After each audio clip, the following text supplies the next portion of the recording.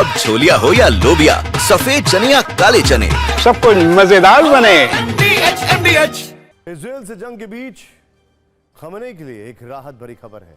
5 दिन पहले खमेनी के जिस वरिष्ठ सलाहकार अली शमखानी के मरने की खबर आई थी, अब दावा यह किया जा रहा है कि अली शमखानी जिंदा है। शमखानी ने बयान जारी कर कहा है कि इजराइल के स्ट्राइक में वो घायल हुए थे लेकिन मौत नहीं हुई।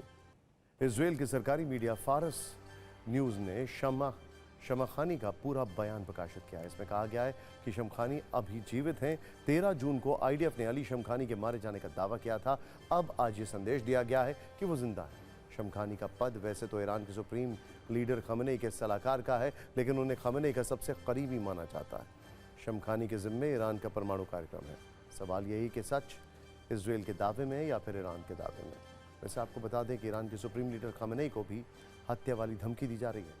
इजराइल के प्रधानमंत्री नेतन्याहू खुद कह चुके हैं कि इस युद्ध का अंत खमेनी की मौत से होगा, लेकिन सवाल है क्या कूटनीति में सीधे किसी राष्ट्र प्रमुख को मारने की धमकी देना सही है?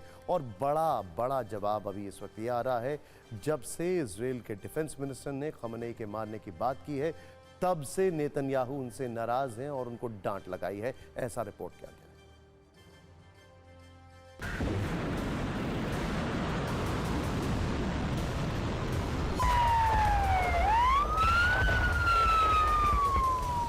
ईरान के लगातार मिसाइल हमलों के बीच इजराइल का एक ही टारगेट है, किसी भी तरह इजराइल के परमाणु ठिकानों को तबाह करना।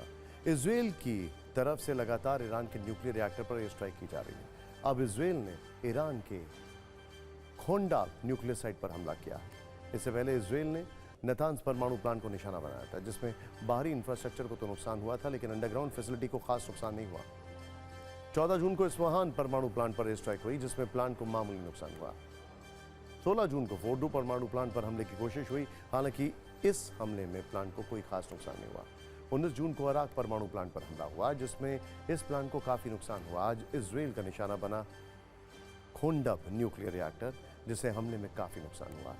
IRGC के टॉप कमांडर मोहसिन रेजा का दावा है कि जिन जिन परमाणु प्लांट पर इजरायली हमला हुआ है, उन्हें वो पहले ही खाली करा चुके हैं। लेकिन इजराइल के एक सूत्री कार्यक्रम जो है वो ये है कि किसी भी तरह ईरान के परमाणु कार्यक्रम को रोकना, उससे हमेशा के लिए पीछे धकेल देना। नेतन्याहू भी बार बार इसका जिक्र कर रहे हैं।